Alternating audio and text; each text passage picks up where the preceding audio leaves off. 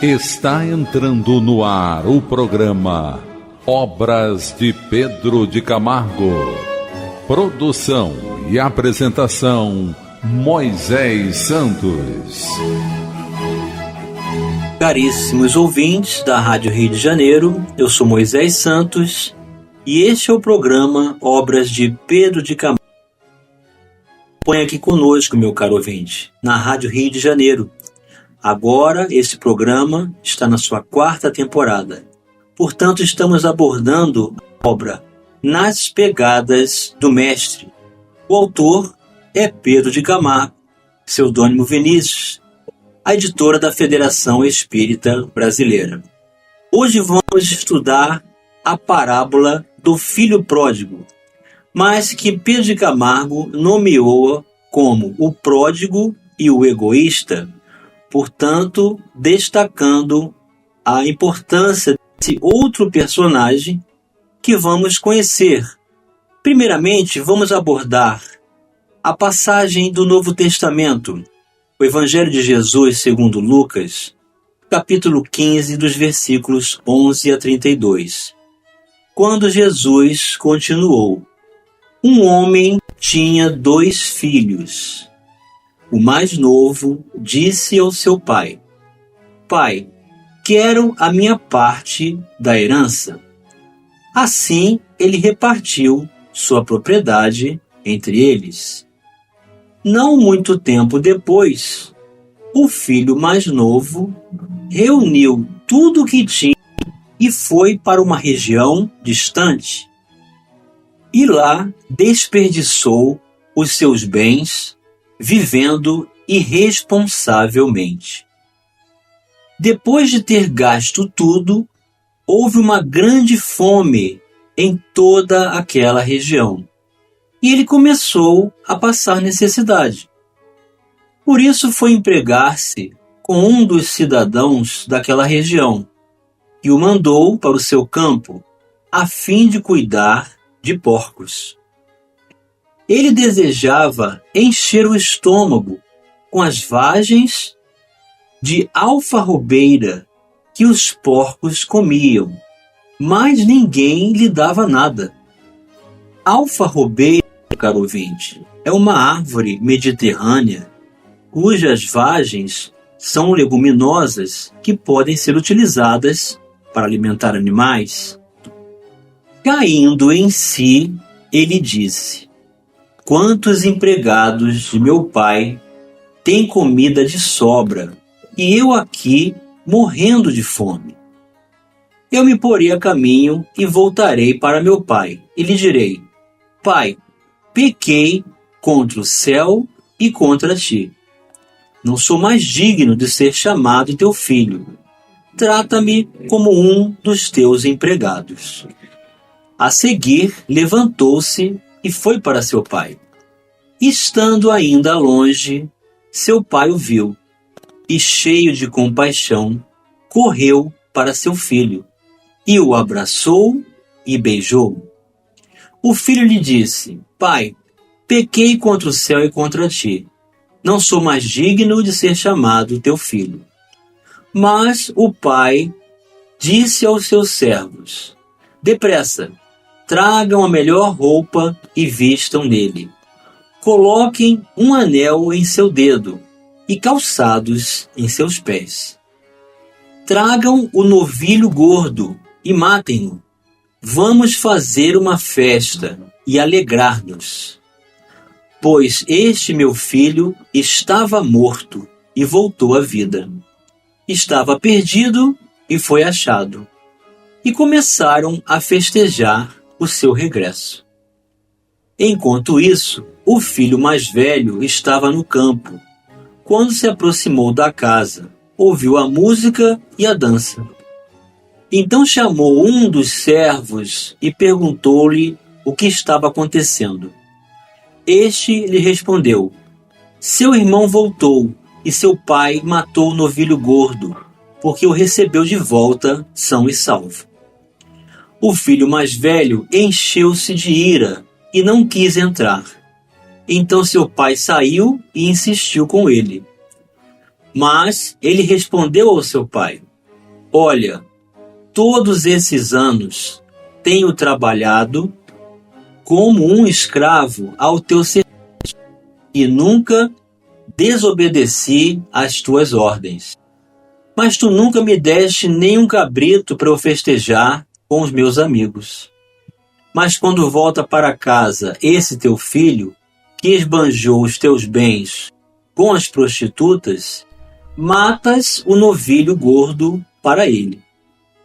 Disse o pai: meu filho, você está sempre comigo, e tudo o que tenho é seu. Mas nós tínhamos que celebrar a volta deste seu irmão e alegrar-nos, porque ele estava morto e voltou à vida, estava perdido e foi achado. E Pedro de Camargo vai nos trazer toda a elucidação desta parábola. Vamos elucidar estes conceitos. Elucidando conceitos. O pai, atendendo aos reclamos do filho mais moço, repartiu seus haveres entre ele e o seu irmão mais velho. O pródigo, logo após, esbanja a parte que lhe toca. Pródigo, meu caro ouvinte, significa aquele que esbanja, ou seja, gasta mais do que possui. Numa vida dissoluta, passando da riqueza à miséria. Abatido e humilhado, o pródigo reconhece-se o único culpado de sua imensa desventura. Arrependido, procura a casa paterna, que outrora abandonara, fascinado pelo arrebatamento de incontidas paixões. O pai, ao vê-lo de volta, corre pressuroso ao seu encontro, abraça-o com grande júbilo e recebe-o ruidosa e festivamente. Então, um dos filhos é considerado esbanjador, é o pródigo. O pai podemos reconhecer como também o Pai Celestial. E uma parte da humanidade assim age perante a vida. Usa dos seus recursos de forma esbanjadora, dissoluta, em excessos. É o que está representando a parábola. O egoísta, que é o outro irmão, que aparentemente ali se encontrava no trabalho, obedecendo às instruções do pai, mas com detalhes de considerar-se um escravo do trabalho. Então, não estava identificado de coração com o mesmo, apenas estava de corpo presente. Que havia conservado intactos os bens recebidos, mostra-se magoado com a atitude generosa do pai. E, protestando, dirige-lhe a seguinte observação: eu permaneci sempre contigo, tenho intacta a herança que me coube. Não obstante, jamais promoveste qualquer festividade em minha honra, enquanto que esse teu filho, boêmio e dissipador, mereceu esplêndido banquete, festejando seu regresso. Então observamos aqui o ciúme do outro irmão, a ideia de reprovar a bondade e a misericórdia do seu pai. Retruca o pai: é certo que não dissipaste os bens herdados, mas por isso nada sofreste, ao passo que teu irmão suportou todos os reveses e torturas originários dos erros que cometeu. Então, mais uma vez, expressa Pedro de Camargo a responsabilidade exclusiva do pródigo, quando disse que tudo estava sobre a sua escolha, quando ele reconheceu-se o único culpado da sua imensa desventura, e agora considera que os erros originários da sua escolha foi ele mesmo quem o escolheu para cometer. Hoje, sábio pela experiência adquirida, virtuoso pelo sofrimento suportado, puro graças ao batismo de fogo que recebeu através do cadinho da dor, regressa ele ao lar paterno, mansão de todos os filhos, qual perdido então encontrado, qual morto, então redivivo. É um ato de justiça, portanto, a expansão de amor com que o acolhi. E Pedro de Camargo continua dizendo: os dois irmãos representam a humanidade. O pródigo é a fiel imagem dos pecadores, cujas faltas transparecem, ressaltam logo à primeira vista. Semelhantes transviados deixam-se arrastar ao sabor das voluptuosidades, ou seja, as ilusões, as facilidades do mundo, os vícios, as fugas e as anestesias de consciência, como barcos que vogam à mercê das ondas, sem leme e sem bússola. Ou seja, como o próprio Evangelho afirma, as pessoas que usam da condição frenética do mau uso do livre-arbítrio não têm para onde ir. Estão sempre entediados. Sabem que são pecadores. Estão cônscios das imperfeições próprias e, comumente, ostentam, para os que têm olhos de ver, de permeio com as graves falhas de seus caracteres, apreciáveis virtudes. E assim permanecem, até que o aguilhão da dor os desperte. Então o pródigo, meu caro ouvinte, mais uma vez aqui refletindo, somos todos aqueles que nos permitimos a viver exclusivamente a vida materialista, a identificação com as sensações, as ideias de anestesias e fugas, e constantemente fugimos do dever a ser cumprido, seja no lar, seja no trabalho, seja na sociedade, seja com o vínculo que poderíamos estabelecer como voluntários no trabalho do bem, exercendo a caridade em um núcleo religioso. E fugimos então de toda a ideia em busca de uma falsa liberdade. E assim procedendo, vamos sendo arrastados pelas vicissitudes, mesmo sabendo que estamos em condições desfavoráveis com a própria saúde integral de espírito e também mental, emocional e do corpo. Vamos continuar abordando a parábola do filho pródigo no capítulo O Pródigo e o Egoísta, nas obras de Pedro de Camargo. Participe do programa Obras de Pedro de Camargo enviando sua mensagem, dúvida ou sugestão pelo e-mail opg@radioriodejaneiro.am.br ou pelo WhatsApp da Rádio Rio de Janeiro 984867633 aos cuidados de Moisés Santos.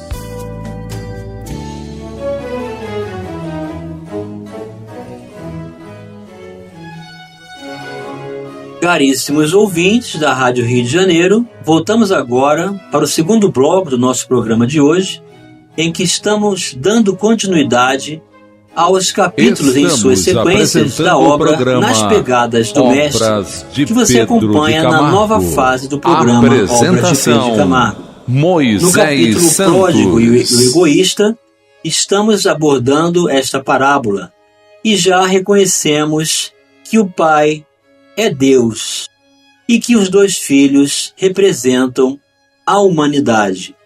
Uma que busca freneticamente os excessos, que se ocupa com o materialismo, o imediatismo e as ilusões do mundo.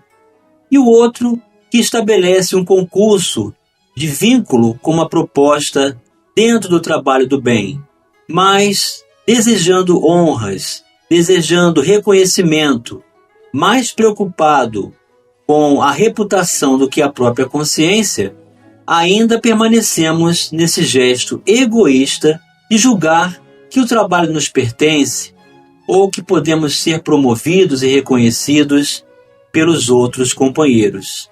Assim, a humanidade é representada.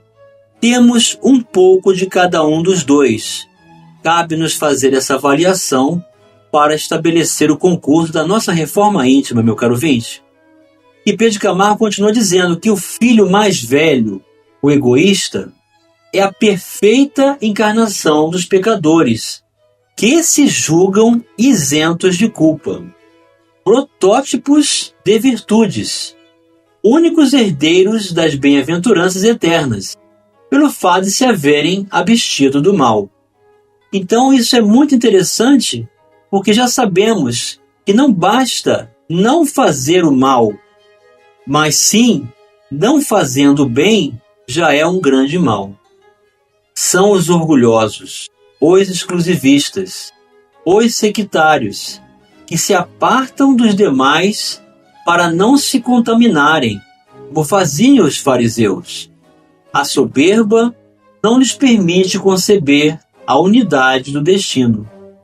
O pródigo, a seu ver, deve ser excluído do lar. Não vê ligação alguma de solidariedade entre os membros da família humana. Então, é o preconceito, é a ideia da exclusão, é a ideia da falsa supremacia de direitos, é a busca por uma pureza exterior que não acompanha a ideia do íntimo da alma e muito menos do coração. Quando se referem ao pródigo, dizem, esse teu filho, ou seja, de uma forma depreciativa. Descreem da reabilitação dos culpados. Então, por não acreditarmos na própria reforma íntima, também não acreditamos na reforma íntima do nosso semelhante. Só podem ver a sociedade sob seus aspectos de camadas diversas, camadas inconfundíveis. Imaginam-se no alto e os demais embaixo. Então estes estabelecem a condição egoística de se julgarem na posse de uma superioridade, uma supremacia que, na verdade, é falsa. O mal do egoísta é muito mais profundo, está muito mais radicado que o do pródigo. Então essa comparação é muito interessante, porque aquele que erra, mas depois reconhece o seu erro, receberá a misericórdia e terá a oportunidade de se arrepender, de reparar o seu erro e depois realizar, então, a sua transformação moral, reparando todo o erro. É por isso que o pródigo, ele recebe nessa parábola uma condição de simpatia maior do que a do egoísta, mesmo daquele irmão que já estava no trabalho, porém de forma inadequada. Este, o pródigo, tem qualidades ao lado dos defeitos, ou seja, se arrependeu, reconheceu-se o responsável pelos seus erros, tomou a decisão de se reabilitar e está disposto a se esforçar e até a ser considerado um dos últimos dos servos do próprio Pai.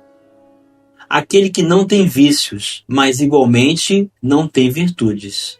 Então assim é o egoísta, não tem vícios, mas também não tem virtudes. É o ladrão da cruz e o moço de qualidade, aquele que penetra os arcanos celestiais. Este fica excluído. O egoísta não esbanja os dons, esconde-os, como o avarento esconde as moedas. Não mata, porém é incapaz de arriscar um fio de cabelo para salvar alguém. Não rouba, mas também não dá. Não jura falso, ou seja, não faz julgamento, mas não se abalança ao mais ligeiro incômodo na defesa de um inocente. Seus atos e atitudes são invariavelmente negativos. Tais pecadores acham-se, por isso, mais longe de Deus que os demais, apesar das aparências denunciarem o contrário. E a prova está em que as íntimas simpatias de todos que leem a parábola se inclinam para o pródigo, no movimento natural e espontâneo. É a escolha do coração, e o coração, muitas vezes, julga melhor que a razão. Vamos buscar as diretrizes libertadoras na doutrina espírita. Diretrizes libertadoras.